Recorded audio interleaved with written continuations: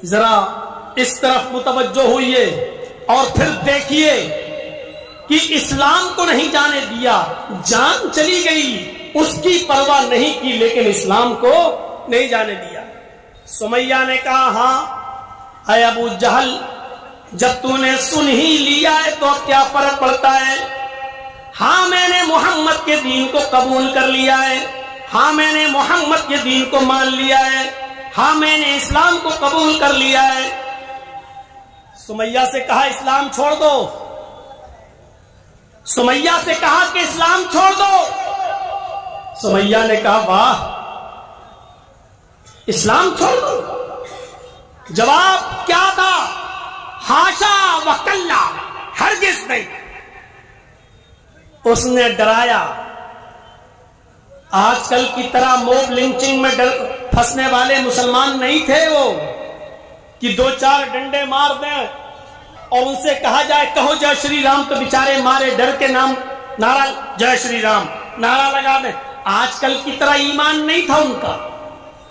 کہا نہیں چھوڑے گی اسلام، کہا نہیں، باندھ دیا، پیچھے سے ہاتھ باندھ دیے، اوپر سے کپڑا پھاڑ دیا، نیچے سے بھی کپڑا پھاڑ دیا۔ طبقات ابن سعد کے الفاظ ہیں، اور سنو مسلمانوں، سیاسی اور راجنیتی باتیں آپ نے بہت سن لی ہیں، سنیے۔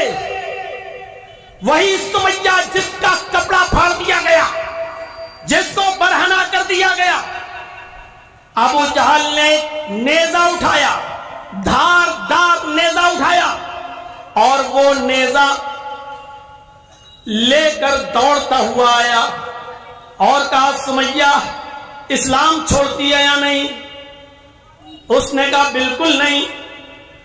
اس نے وہ نیزہ بہت تیز اسپیڈ میں دوڑتے ہوئے، لاتے ہوئے، دوڑتے ہوئے، بھاگتے ہوئے اس نیزے کو لے کر آتا ہے، اور اس نے پورا کا پورا نیزہ حضرت سمیہ کی اندام نہانی میں، وہ پورا کا پورا نیزہ حضرت سمیہ کی شرمگاہ میں داخل کر دیتا ہے۔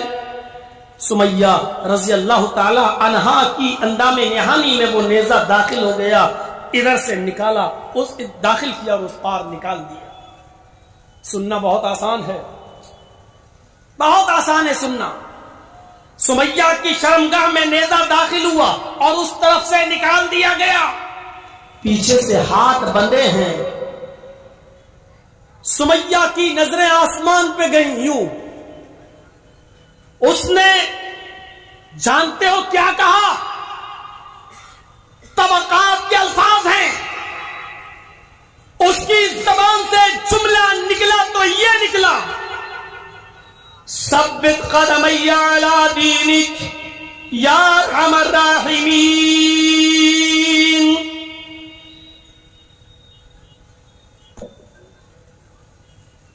جگجیت صاحب چند مہینوں کے لیے جیل میں چلے گئے، دعا مانگیں گے اللہ مجھے جیل سے نجات عطا فرما۔ آپ دعا مانگیں گے کہ جگجیت صاحب کی اللہ جلد سے جلد رہائی فرما دے۔ آپ کی اپنی دعائیں ہیں، میری اپنی دعا ہے۔ سمیہ کی شرمگاہ میں نیزہ داخل کیا گیا ہے، درد سے کرا رہی ہے، ہاتھ پیچھے سے بندھے ہوئے ہیں، لیکن وہ یہ نہیں کہہ رہی ہے کہ اللہ مجھے ابو جہل کے ظلم سے بچا لے، آئے اللہ میری جان کی حفاظت فرما، آئے اللہ اس کی دی ہوئی تکلیف سے مجھے میری حفاظت فرما دے۔ اس کے منہ سے یہ جملے نہیں نکل رہے ہیں۔ آپ بیمار ہیں، کہیں گے اللہ مجھے شفا دے۔ آپ کا بیٹا بیمار ہے، آپ کہیں گے اللہ شفا عطا فرما۔ آپ کا باپ بیمار ہے، آپ کہیں گے اللہ مجھے میرے باپ کو شفا عطا فرما۔ آپ کی ماں بیمار ہے، آپ کہیں گے اللہ مجھے میری ماں کو شفا عطا فرما۔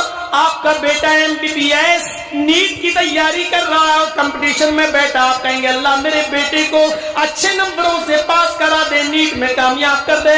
آپ اپنے مطلب کی دعا مانگیں گے، لیکن سمیہ کی جسم میں نیزہ داخل ہے، شرمگاہ میں نیزہ داخل ہے، پیچھے سے ہاتھ بندھے ہیں، اور سمیہ یہ نہیں کہہ رہی ہے کہ اللہ میری حفاظت فرما، اللہ میری جان بچا لے، اللہ اس کی دی ہوئی تکلیف سے میری حفاظت فرما دے۔ اس کے منہ سے دعا بھی نکلی تو یہ دعا نکلی، ثبت قدمی علی دینک یا ارحم الراحمین، الہ العالمین، اسلام پر میرے قدم کو ثابت رکھنا، اے اللہ اس کی دی ہوئی تکلیف سے میں اسلام نہ چھوڑ بیٹھوں، ثبت قدمی علی دینک، اے اللہ اپنے دین کی اوپر مجھے ثابت رکھنا، اسلام کی اوپر مجھے جمائے رکھنا۔ میرے بھائیوں، ایسے نازک موڑ پر بھی وہ یہ کہہ رہی اللہ مجھ سے میرا اسلام نہ جانے پائے، مجھ سے میرا دین نہ جانے پائے، مجھ سے میرا دین نہ چھوٹ جائے، کہیں اس کی دی ہوئی تکلیف مجھ سے میرا دین میرا اسلام نہ چھین لیں۔ جان چلی گئی، اسلام نہیں گیا۔ بیٹا عمار بندہ ہے، یاسر شوہر اپنی آنکھوں سے اپنی بیوی کے اس منظر کو دیکھ رہا ہے۔ سمیہ نے ان کو بھی للکارا، بیٹے میں تمہاری ماں ہوں، تم نے تو میری پستان کا دودھ پیا ہے، آج اگر میں تمہارے سامنے برہنہ ہوں تو کیا فرق پڑتا ہے؟ میرے بیٹے میں نے تو تمہیں بچپن میں نہلایا ہے، دھلایا ہے، تمہاری لیٹرین پیشاب و پائخانہ تک صاف کیا ہے، آج میں تمہارے سامنے برہنہ ہوں تو کوئی بات نہیں۔ اپنے شوہر سے کہا یاسر میں تو تمہاری بیوی ہوں، آنکھیں ڈھکنے کی ضرورت نہیں، مجھے جو سزا دی جا رہی ہے اس کو اپنی آنکھوں سے دیکھو، اس لیے کہ میرے بعد تمہارا بھی نمبر ہے، مجھے عورت ہونے کی حیثیت سے ہو سکتا ہے یہ ہلکی سزا دے، میرے بعد تمہیں اس سے بھی زیادہ سخت سزا دے کیونکہ تم مرد ہو سکتا ہے تمہیں مجھ سے بھی زیادہ ہارڈ پنشمنٹ دیا جائے، سزا دی جائے، اس لیے تمہیں اس منظر کو دیکھنا ہوگا۔ آئے عمار، آئے یاسر، میں اس دنیا سے رخصت ہو جاؤں گی، پرواہ مت کرنا، یہاں نہیں تو جنت کے دروازے پر میں تمہارا انتظار کروں گی۔ ابو جہل کو غصہ آیا، اس نے 2 اونٹ منگائے، ایک اونٹ اس پیر سے باندھا، دوسرا اونٹ اس پیر سے باندھا، دوسرا پیر اس اونٹ سے باندھا، اور دونوں پیر سمیہ کے دونوں اونٹ سے باندھ دیے۔ طبقات ابن سعد کے الفاظ ہیں، اس نے کوڑا زمین پر پڑا ہوا تھا کہ سمیہ زمین پر پڑا ہوا یہ کوڑا اٹھاؤں گا، ان اونٹوں کو ماروں گا، ایک اونٹ پورب کی طرف بھاگے گا، ایک اونٹ پشچم کی طرف بھاگے گا، سمیہ تیرے جسم کے 2 ٹکڑے ہو جائیں گے، اب بتا محمد کے دین کو، اسلام کو چھوڑتی ہے یا نہیں چھوڑتی ہے؟ سمیہ کی زبان سے جو جملہ نکلتا ہے وہ جملہ یہ، جب ابو جہل نے یہ پوچھا تو سمیہ نے اوپر نظریں ڈالی، آسمان کی طرف۔ ابو جہل نے کہا کیا دیکھ رہی ہے آسمان کی طرف؟ اوپر تجھے کیا نظر آ رہا ہے؟ کیا محمد کا رب دکھائی دے رہا ہے؟ سمیہ نے اوپر سے نیچے نظر ڈالی اور مسکراتے ہوئے ابو جہل کے چہرے پر نظر ڈالتی اور کہتی ہے، اے ابو جہل، اے ابو جہل، اگر میرے ہاتھ کھلے ہوتے تو یہ کوڑا اٹھا کر میں تجھے اپنے ہاتھ سے دے دیتی۔ غور کیجئے، غور کیجئے، اگر یہ ہاتھ کھلے ہوتے میرے تو یہ کوڑا اٹھا کر میں تجھے اپنے ہاتھ سے خود دے دیتی اور کہتی کہ ان اونٹوں کو بھگا۔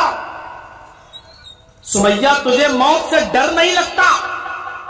ابھی ان اونٹوں کو بھگاؤں گا، تیرا انجام کیا ہوگا؟ بیچ سے تیرے 2 ٹکڑے ہو جائیں گے۔ اور سمیہ کہتی ہے، ابو جہل، ابھی میں نے آسمان پر نظر ڈالی، اللہ کی قسم مجھے رب کی جنت دکھائی دی، جنت کی نعمتیں دکھائی دی، میں نے اللہ کی جنت کو ابھی ابھی دیکھا ہے جو تو نے نہیں دیکھا۔ اے ابو جہل، جنت دیکھ کر بھی کوئی پھر سکتا ہے، کوئی گھوم سکتا ہے؟ اے ابو جہل جنت کی خوشبو میری ناک تک آ رہی ہے۔ ابو جہل نے کہا کہ کوڑا اٹھا لوں؟ سمیہ نے کہا جی۔ اس نے کوڑا اٹھا لیا۔ اس نے کہا سمیہ اب بھی وقت ہے، کوڑا میں نے اپنے ہاتھ میں لے لیا، ان اونٹوں کو بس مارنے کی دیر ہے، اونٹ اپنے آپ بھاگیں گے، تو اپنے انجام کو سوچ لے۔ اور سمیہ پھر سے مسکرا کر کہتی ابو جہل مجھے جنت میں جانے میں اتنی ہی دیر لگ رہی ہے جتنی دیر تجھے ان اونٹوں کو کوڑا مارنے میں لگ رہی ہے۔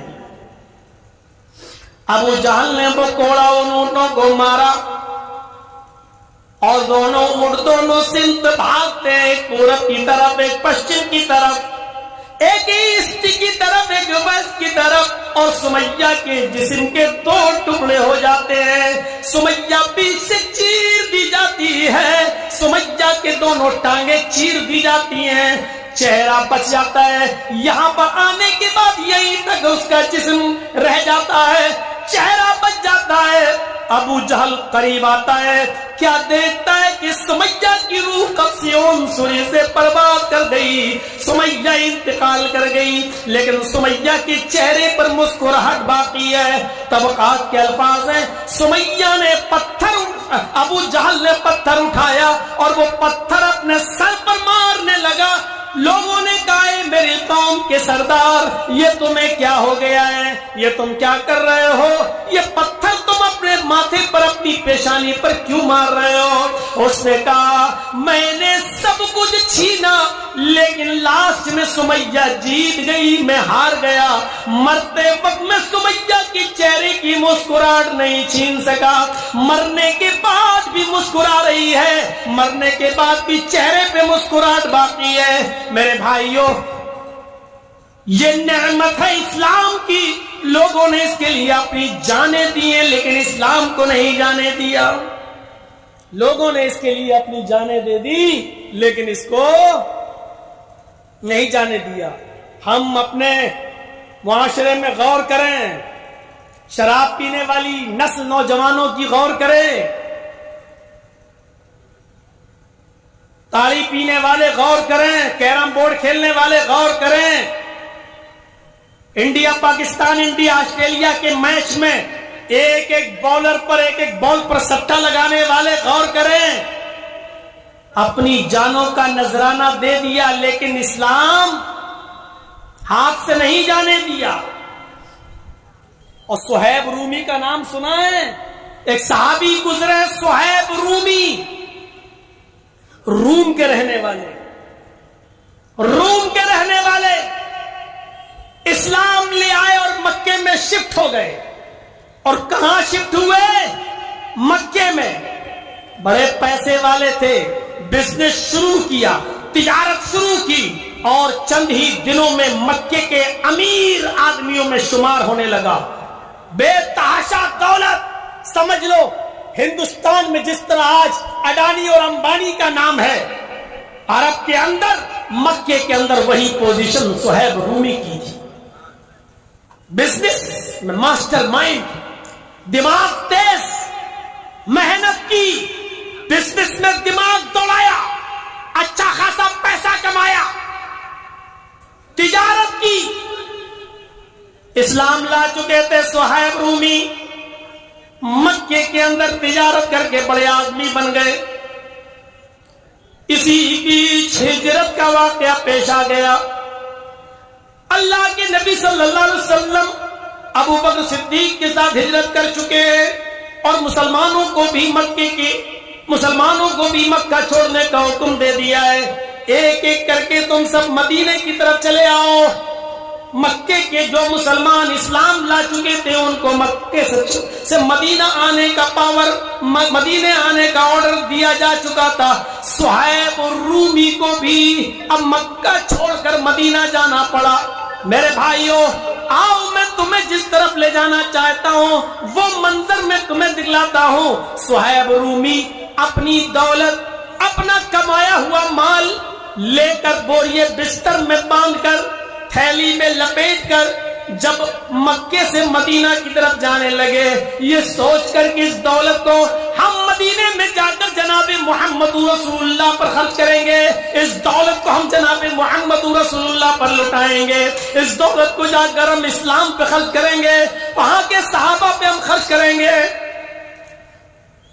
جیسے ہی مدینے جانے کے لیے تیار ہوئے، گھوڑا تیار کیا، سواری تیار کی، مکے کے لوگوں نے، مکے کے کافروں نے، مکے کے قریشیوں نے گھیر لیا۔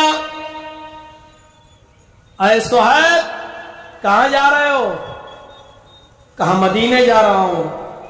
جاؤ، مبارک ہو مدینے جانا، تم نے فیصلہ کر لیا ہے تو ہم کون ہوتے ہیں روکنے والے؟ جاؤ مدینہ۔ لیکن یہ بتاؤ تھیلی میں کیا ہے، پونڈری میں کیا ہے؟ جواب دیا اس پونڈری کے اندر میری محنت کی کمائی ہے۔ کہا تم تو جب روم سے آئے تھے تو کیا لے کر آئے تھے؟ کہا کچھ نہیں، ماں باپ نے اسلام لانے کے جرم میں سب چھین لیا تھا، میں خالی ہاتھ آیا تھا مکے میں۔ کہا کہ یہ ساری دولت تم نے مکے میں کمائی ہے نا؟ کہ ہاں۔ یہاں سے بزنس کر کے کمائی ہے نا؟ ہاں۔ ہمارے بھائیوں کے ساتھ مل کے کمایا ہے نا؟ ہاں۔ تو پھر اس دولت کو، اس مال کو ہم تمہیں مدینے میں نہیں لے جانے دیں گے، کیونکہ یہ مکے سے کمائی ہوئی کمائی ہے، یہ مکے کی بزنس کی برکت ہے جو تم اپنے ساتھ لے کے جا رہے ہو۔ محنت مکے میں کرو، کماؤ مکے میں، اور اپنی محنت کی کمائی لے کر جاؤ کہ مکے سے مدینہ یہ نہیں ہو سکتا ہے۔ اگر مدینے جانا ہے تو اپنی زندگی بھر کی کمائی، اپنی پوری محنت کی کمائی کو چھوڑ دو، مکے ہمارے حوالے کرو۔ اب بولو کمائی چھوڑو گے یا مدینے جاؤ گے؟ سوچا تھا لچر پچر ایمان ہوگا، اتنی محنت کی کمائی اور گاڑی کمائی وہ نہیں چھوڑے گا، اس لیے وہ خود بھی نہیں جائے گا اور دوسروں کو بھی نہیں جانے دے گا۔ کہا بولو کمائی چھوڑتے ہو یا محمد کا دین؟ کہتے ہیں نادانوں۔ کیا جواب تھا؟ کہتے ہیں نادانوں شرم کرو، نادانوں شرم کرو، حیا نہیں آتی تمہیں؟ میرے ایمان کا سودا کرتے ہو، میرے اسلام کا سودا کرتے ہو۔ ارے اگر میں نے اس دولت سے بھی 1000 گنا زیادہ دولت کمائی ہوتی اور تم نے یہ کہا ہوتا کہ اسلام کو چھوڑو گے یا یہ دولت، تو میں اس دولت پر لات مار دیتا۔ یہ تمہاری مکے سے میری کمائی ہوئی دولت تمہارے نام قربان نچھاور کرتا ہوں تم پر، لیکن میں محمد کے دین کو نہیں چھوڑ سکتا، محمد کے مذہب کو نہیں چھوڑ سکتا، محمد کے راستے کو نہیں چھوڑ سکتا۔ حضرت صہیب رومی نے ساری دولت چھوڑ دی اور پھر مکے سے مدینہ ہجرت کر کے چلے گئے۔ اللہ کے نبی نے پوچھا اے صہیب کیا لے کر آئے ہو؟ فرمایا اے اللہ کے نبی ساری زندگی کی کمائی ہوئی دولت مکے والوں نے چھین لی، مکے میں کمائی ہوئی دولت نچھاور کر کے قربان کر کے اور اسلام بچا کر واپس آ گیا ہوں۔ اللہ کے نبی نے جو جواب دیا وہ جواب یہ تھا اے صہیب اگر دولت چھوڑ دی اور اسلام بچا لیا تو یہ سودا مہنگا نہیں ہے، بہت سستے میں تم نپٹ گئے ہو۔ یہ